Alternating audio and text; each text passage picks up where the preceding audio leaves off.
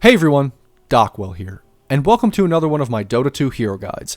Today we're going to be taking a look at Luna. Luna is a carry hero, and actually right now as I'm making the video, she's one of the strongest carry heroes in the game.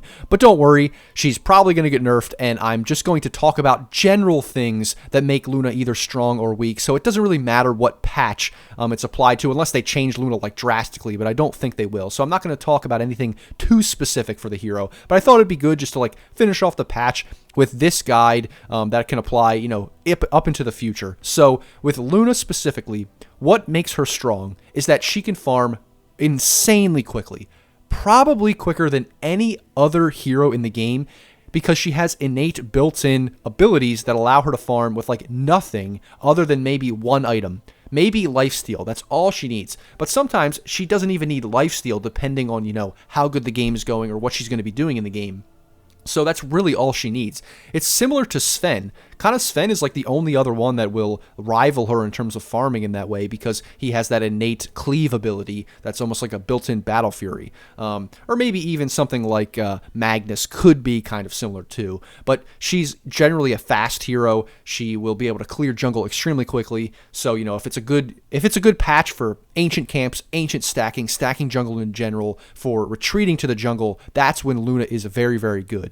Now, she does have like a little bit of team fight early on in late game with her spells. Like, she kind of has a spell build like thing that you can do where she can do a lot of magic damage, not just right clicks. But in general, if you're playing her as a carry and not just like a meme build, she sort of is able to, defend a tower, maybe participate in a fight, but her ult is such a long cooldown that that's not what you want to focus on. Like, it's just kind of almost a defensive mechanism for a tower or just like something to participate in. But in general, she wants to be farming as much as possible, clearing like the entire jungle, the ancients, and maybe pushing out a wave or two, using Manta to farm, and then eventually she pops out of the jungle, or she just starts participating, pushing down towers at 20 to 25 minutes, and suddenly she has this 3-item timing or whatever it is.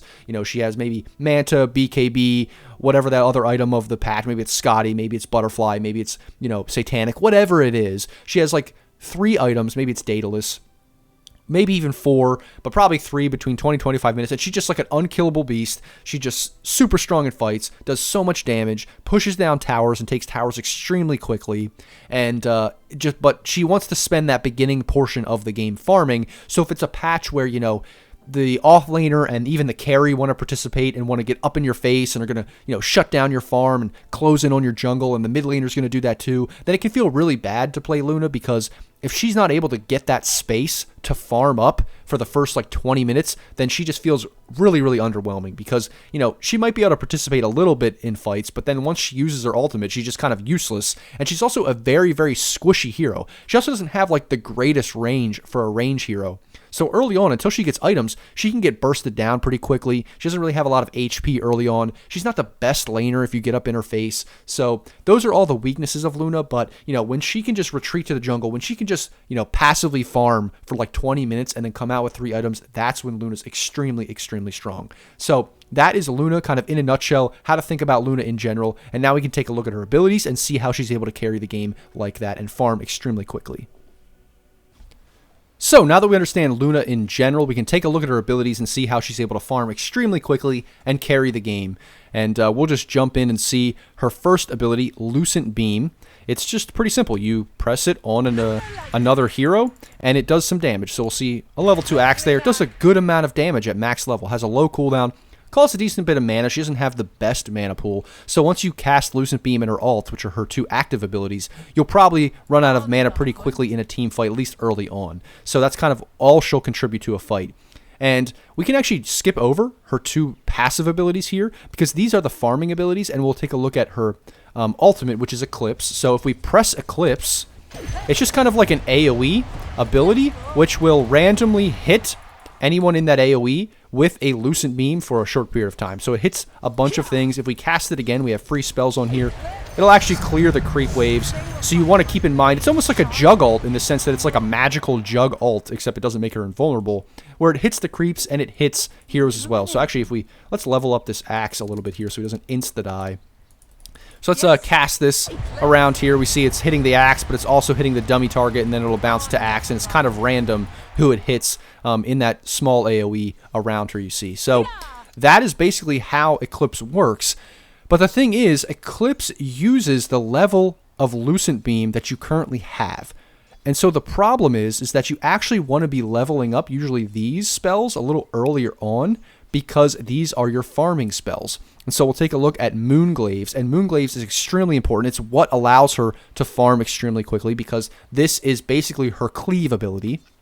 It just makes her right-click attacks bounce from various targets, and you see bounces level up as you put more levels, so it goes from like a few bounces to way more, so you can farm a lot quicker. So basically we can just take a look at that.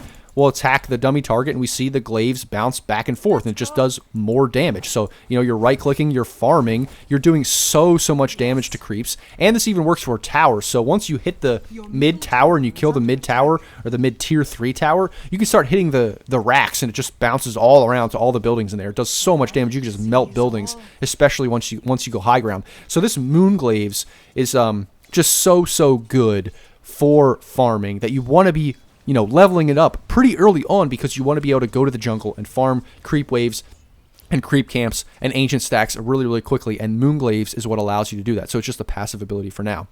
And now Lunar Blessing is the next ability, and this is also a passive. It gives her more night vision for now, but it also basically just gives her bonus damage. It just is a spell that gives her more damage in general in the lane, so you maybe want to level it in lane a little bit for last hitting as well, but it also just helps you jungle faster. Because you have that extra damage, so you don't really need damage items. You almost just need sustained items. When you're like maxing these two, then you just can go to the jungle, you just have a lifesteal item, you clear camps and waves and jungle stacks and ancient stacks so quickly. So it's kind of this like trade-off where you're not sure, do you want to max Lucent Beam so your ult is effective, or do you max these two so that you can farm really quickly? And that's sort of the... It depends on the patch, it depends on the matchups, it depends on what you want to do, all of those kinds of things. And that's the trade-off with Luna early, because if you're going to just go full-out farming, you're probably not going to put as much into Lucent Beam, which means your ult is not going to do as much, which means you're not going to be wanting to team fight as much. And as we can see, the ult has a generally long cooldown, kind of like Jugger ult, like I've said, or other big ultimate carries. So yes, you're going to maybe use this a couple times early game to maybe defend a tower or get a kill here and there, but it's not like the focus of the hero. It's more of just like a defensive, oh, you know, you can't fight into me, or an offensive later in the game to just run in and just blow people up. You know, you're running in, you're doing a ton of right-click damage, but you also have this crazy magical, you know, burst ability as well. So it's just this extra bit to add to the hero. But early on, if you're not maxing Lucent Beam and you're just like kind of putting more into these farming spells, that's going to be the problem, because you're not going to have that much impact. You're going to want to, you know, passively farm. You're not going to be making space. You're not going to be actively participating that much. So you're going to need your team to do a lot for you. It's like Medusa. It's why, you know, similar heroes like Luna, like Medusa, like these heroes are good at the same time, because they do similar things. So that is basically Luna. I'm not going to talk about her Ags. I'm not going to talk about her Ags shard for now, because they might get changed, you know, with her, with a strong hero like this that will eventually maybe become weak. These things will get nerfed. They'll get changed, you know. The one allows you to have a spell build. The other one just helps you even with right-clicking. Even her talents, you know, I'm not going to focus on those because, or why she's so strong right now, because it's probably going to get nerfed. But in general, that's how you can think about Luna. That's how you can think about Luna's spells and what they do. So obviously, you farm up really quickly, then you get a lot of right-click items, and then you can also have your great, you know, ultimate and spells just be super annoying in the game, because also, I mean, your Lucent Beam also stuns for a brief period of time, so it can cancel TPs and all of those kinds of things. So that is Luna. That's her abilities, and now we'll take a look at how to play her in a game. So now we're looking at a replay of Mason playing Luna, and the reason why I picked this replay actually is because he doesn't really go the like meta build. He just kind of goes a normal standard Luna build this game, so that's why I wanted to focus on this one, because he doesn't go like the kind of meta build that's probably going to get nerfed, so we're not going to focus on that. Like always, just follow the meta guide for items and such, and skill builds and all that kind of stuff, because obviously it's going to be more up to date than I could just, I'm not going to remake every single guide every time, so that's my philosophy, obviously, with that. And you should know that if you've seen some of my guides before. But in any case, we'll just take a look at the laning stage here, and you see that he does go Lucent Beam first, and that's going to be the case if you want to secure range creeps. Obviously, he uses it for a few things in lane, but it's honestly to either secure range creeps, harass the enemy, or to get that little stun on them so they can get like more right clicks and those kinds of things. So it's a mix of harass, but also CS securing. So you see they're kind of pushing out the lane, and he's able to get a decent amount of damage on there with also his support, but also his Lucent Beam, and it comes off cooldown pretty quickly. Like, it's a spammable spell. It's just the fact is you're going to lose a lot of mana. You don't really buy mana regen on the hero that much, and it doesn't have the best mana regen. You don't buy that many mana regen items. You're probably not going to want to buy, like, you know, clarities or any kind of mango or anything like that on the hero that much. Maybe a single mango or something like that you might buy here and there just to like make sure that you have enough mana to spam those spells. But generally you're just going to use that to secure your early lane, secure your early CS. We're just going to fast forward there until that comes off cooldown. But in general, it's just like a normal carry. Pretty much like every carry. Focusing on your CS, trying to put yourself in a place where you're not very vulnerable. You see, she's a ranged hero, so she can walk up, but now with the stun of the DK and the arrow from the Mirana, she has to be very, very careful. Mason's definitely knows that they want to get that DK stun on him so that the Mirana can follow up with the arrow. So that's like something to keep in mind. Is with Luna, you need to watch out for any kind of combo that can happen from the enemy offlane or the enemy offlane and 4 position duo, because she is a very, very squishy hero. If you look at early on, she has 700 HP now, but like, let's level 3. Earlier on, she even has less. I think she starts off with like, I don't know, 560 or something like that. I kind of forget the exact number, but she's pretty low HP hero, so she can get bursted down pretty quickly. But in general, we'll see that she just uses her Lucent Beam. I mean, he's using all of his mana here, really to either secure last hits or get these kills. Thankfully, they're able to get a kill there, and then the support heals him up. But we're already at 3 minutes. He's used a lot of his mana, and we'll see that after, like, we'll just skip ahead a little bit because the lane is kind of just the same. He just plays safe. But now, once 6 minutes comes, and he has his treads, he's just going to push the lane out, and actually, he's just like, I don't really want to be here anymore. I don't want... If DK has a range stun and they follow it up with a Mirana arrow, I can just die. This hero's, like, insane at farming jungle. So we're just going to fast forward a little bit and show that he honestly just goes to the jungle at like 7 minutes. Like right before the 7-minute mark.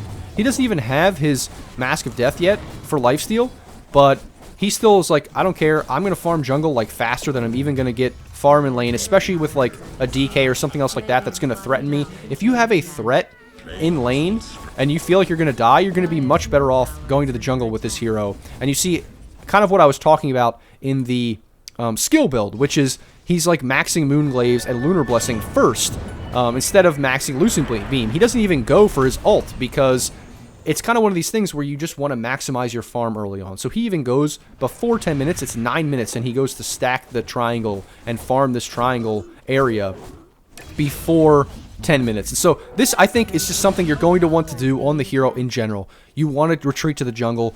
When retreating to the jungle is good, this hero is going to be good in the patch, I think. I think that's just generally how you're going to play the hero. Now, you could do like more of a spell build with the hero, and it's not something we're going to be focusing on today because it is a little bit of a meme build, but eventually I think it may become a thing. I may make a second guide for Luna if spell builds become like a real meta thing and not just something you do like in pubs or for the memes or something like that. But as of now, you're just, you know, you're buying that lifesteal, you're just going in the jungle. He's pushing out bottom when he can, but that's pretty much all he's doing, is he's farming the triangle and pushing out bottom whenever possible.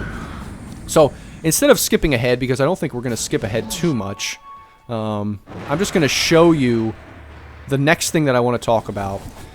Now, he does stack the Ancients. He farms them really quickly, which is great, and this is what you want to be doing.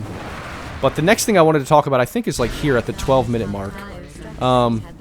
So yeah, basically, you see he's like watching the map, and you see how he knows that the enemy is taking top. And you see he's still playing pretty passive because he doesn't fully see the enemy. But now that he sees two heroes mid again, and he sees DK top, he sees the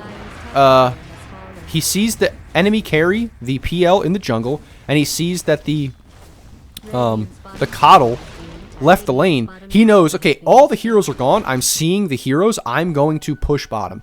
And I think that's really something, we're just going to back up again and see what he did. So he goes bottom, and he goes to push. And he knows that the Keeper of the Light has been here pushing out the lane for a while. Now he sees 3 heroes top, but he doesn't really know if they're TPing in. He doesn't know if they're going to try to relieve pressure. He doesn't know really what they're doing. But now that they show everybody, including Ember mid, he says, okay, I know for a fact they're not defending this tower. Now I'm going to push.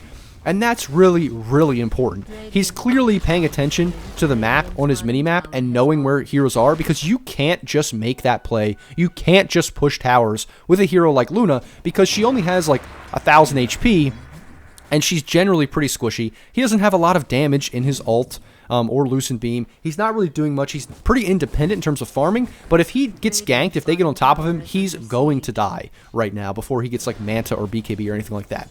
So I just wanted to focus on that part, because although, you know, you want to farm the jungle, you do want to be aggressive in the lanes, but being too aggressive on a hero like Luna, who doesn't have any defensive capabilities, is not something you want to do. So you saw how he backed off, even when there was a Coddle, like, blasting out the wave. He just left. He went and farmed the jungle as soon as that happened. Now, as soon as he sees every other hero TP or leave the area and that he knows they can't be there, that's the only time he pushes. And every other time, every other instance, he's farming the jungle. And so that, I think, is the perfect example of how to play the laning stage. You know, how to play the lane, how to transition to the jungle, and when to push lanes on Luna, especially early before you hit your item timings. So, yeah, I think that's a great example of how to play the hero pretty much no matter the patch, no matter the items you're building. So the next thing I want to show you is that obviously they see them smoke, but the enemy team is going to try to invade your farm. And the thing about Luna is we see that if we just pause it, if we see he's top net worth, he's destroying in net worth. Like if we just look at last hits, you probably saw before I changed to this next clip here that he was like just crushing on last hits. He was so far ahead of anybody. And so this is just the nature of Luna and how fast she can farm. So he's just doing really well. Thankfully, they see the smoke, but in general, you know that they're going to want to try to contest you. And then once it's like even 15 minutes in the game, look at how many items he has. He's actually pretty strong. Almost max Lucent Beam now. So they know he's coming. And this is kind of how Luna can be strong, is that although she doesn't apply pressure on the map, it's very, very hard to apply pressure on her because she can defend so well. So they're like diving super deep. They could even get the blink stun on her, but because they saw the smoke, they're ready for this. But this is the thing. She's very, very good at defending towers and defending her area of the map.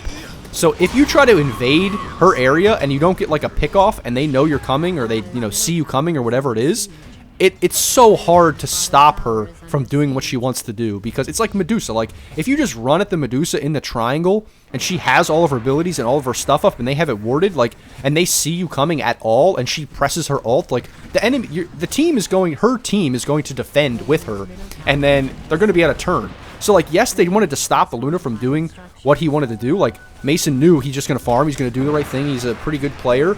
But like they wanted to stop it, but then because they messed up, now she's able to play aggressive. Now he's able to come here, push down the tier 1 mid, and just be even more aggressive on the map. And so, and then especially because like he has a good support behind him to, you know, stop the combo. Now they're just going to get really aggressive on the map and even try to kill the PL. And it's just one of these things that it can snowball like this because it's 15, 16 minutes of the game and the Luna has so much farm.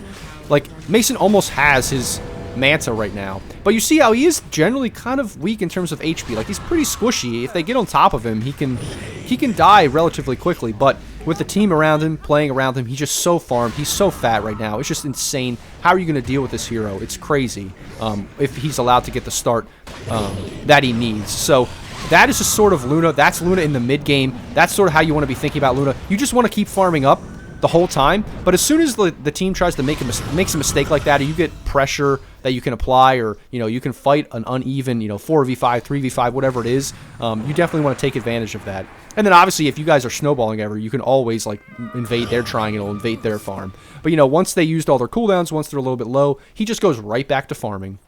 Once the team fights are over, once they say, okay, we got what we came for, we did the damage we wanted to do, now it's right back to the jungle, right back to farming. And we'll probably fast forward now here, you know, another 5-10 minutes or whatever, see him with like 3-4 items, whatever it is, and he'll just pop out of the jungle and be a complete insane beast. Like, look at the net worth now. So, yeah, let's just jump ahead a little bit and see what he is in a few minutes, see where he's at then. So we jumped ahead here. about 10 minutes, 26, 27 minutes, we see that they were strong enough to get Aegis. They just kind of forced it. And look at his item timings. Look at this guy. 26 minutes, 20k net worth, level 21. And really all he did, like he got a couple more kills in there because they were being aggressive and they tried to, contest Roche, but they knew they were strong. And he just snowballed with the farm. He knows that PL, if we look at PL, 14k, he has heart now, but he doesn't have mantle. Like PL wants to finish this item and maybe get like another item before he's really able to just like destroy everyone. Usually a 3-item timing is good, but then if you match that 3-item timing, which he's not even completed yet, they know that they can be aggressive because look at this Luna. This Luna is insane. Butterfly, Manta, Satanic, with an Aegis, it's probably going to expire soon, but then also a Dragonlance. Like 27 minutes. This is ridiculous farm. 20k net worth. Like this is a little bit less than, what is this, 800 GPM or whatever it is, maybe a little more than that, 850. This is insane farm. And he didn't really do all that much that was special. I mean, he pressured when he could. He was very, very smart about his map movements. He hasn't died yet. He farmed really, really efficiently with his map movements and farming patterns and things like that. He knows when to apply pressure and when not to. But this is just a general idea of how to play Luna. Just focus on farming. Focus on getting your item timings. And then once you hit that 2-3 item timing, there's just nothing the enemy team can do. Like, the PL needs another 2-3 items before he's really going to contest the Luna. And at this point, with the 10k lead, with the 3 items that he has, the enemy's trying to split push, but, I mean, look at how fast he melts the towers. They have to come back to defend, and he can just be such a beast on the map. Puts so much pressure. Now he has to back off, but the only reason he has to back off is because he can't, completely 1v5. But as soon as his team gets there, he is going to be unkillable, unstoppable. And we can just see that, that is what happens. They take complete map control. They want to use this Aegis. Unfortunately, it goes out right before they want to go high ground. But I think if we look here, I'm actually not 100% sure. I think they just still... No, they take control of the map, kind of like I did in the Bristleback game if you watch that replay that I did. But, they just try to take control of the map and just push the enemy back into the base. The enemy tries to fight. It doesn't end up working out, obviously, because the Luna is so big. He didn't even need to really do anything. He just kind of stood his ground and Lucent beamed a couple times. But they're just going to control the map. Probably going to wait for next Roche. And then the game is just going to be over because of how insanely big the Luna is. So, we are... probably going to just skip ahead. I just want to skip ahead to the high ground fight and just see what exactly happens and how they're able to end the game. But you probably just generally get the idea of how to play Luna just from looking at this. So the last clip I want to show you actually just kind of demonstrates how insanely strong Luna is. He buys double Butterfly because he knows that no one wants to buy MKB in this game. It's not a very good item in this patch that I'm currently watching this review. So, and even so, even if it was good, no one would really want to buy it. No, not DK... not PL, nothing like that. So, he buys the double Butterfly, and then they just go Roche, and they say, okay, the next Roche is up. If Luna gets this Roche, the game is literally just over. So the enemy team does have to contest. But you see, he's just kind of going in there, hitting it, just saying, come to me, try to hit this, try to defend this, I dare you. And we'll see how it works out. Actually, it works out kind of well for the enemy. I mean, they get 2 easy kills to begin. They both buy back, so it's not great for them. But eventually, with all the buybacks that they're able to commit, as he hits Roche and he says, I dare you to come in here, they're able to, kite the Luna a little bit, get a lot of stuns on him because he doesn't have BKB, and eventually they're able to take down the the Radiant is able to take down basically all of the heroes, and it's basically just Mason on the Luna alive at the end. The Quap goes in, ends up dying because they buy back, everybody. So... rightfully so, he retreats, he sees that, his whole team is dead, but it basically cost all the buybacks, pretty much, very important buybacks, just not the PL and stuff, of his team. And that is what the enemy needs to do to stay in the game. And now you'll see that they end up actually being able to take Roche, because PL's decent at Roche with all the illusions that he spawns. So PL actually gets Roche. So you think, oh wow, this is not good for the Luna and for the Dire, this... They kind of lost that fight. They're not losing the game. They're obviously ahead still, but this is a little bit concerning, right? No, this is how strong Luna can be. Not just in a certain patch where Luna's strong, but also just in general because of the insane net worth lead that this Luna has. He has so many items that even without Roche, even when the enemy has the Aegis, he alone can just say, okay, now that my team is up, I do not care. I am just going to push high ground. There's literally nothing you can do to me. And he just insta-kills the Keeper of the Light there. So even though they lost generally the Roche because of the buybacks, he knows, okay, you guys wasted so many of your buybacks. I do not care that you have Aegis on the PL. You will not kill me. You will not win this fight against me, because that's how good of a hero I am. That's how insane Luna is with this much farm, because she's 10k ahead of the PL and double the net worth of the next hero on the enemy team. So he just runs in, he says, you don't have buyback, I'm going to kill you guys, and I don't care what the PL does. The PL is not going to be able to 1v5 us. He's not even going to be able to 1v1 me. So I'm just going to go high ground, I'm going to take your base, I'm going to end the game with this Luna, with my insane farm, because I do not care about your Aegis. I literally only just went to Roche to just bait out your buybacks, so it wasn't a 5v10. And now it's a true 5v5. I'm so farmed. Good luck trying to stop me from hitting your buildings. Like, that's pretty much what he did. That's just how Luna's working. That's how this game went. And it's just all farm. It honestly has nothing to do with like any weird item build. This is just how Luna works. If you're able to get this much farm on Luna, I think that you could be able to get this farm on Luna regardless of the patch or anything like that, whatever it is, if you played Luna correctly, even at lower MMRs. And this is just Luna in a nutshell. It's how you want to play the hero, and I think that's a perfect example. So that, everybody, is my Luna guide, and I hope you enjoyed it. If you liked it, like, comment, subscribe, all those things, give a thumbs up. If you want me to take a look at a replay for you, like I do, just leave a comment below. I'll get the replay ID from you, and I'll make a video for you. And as always, guys, I hope you enjoyed the video, and I'll see you in the next video.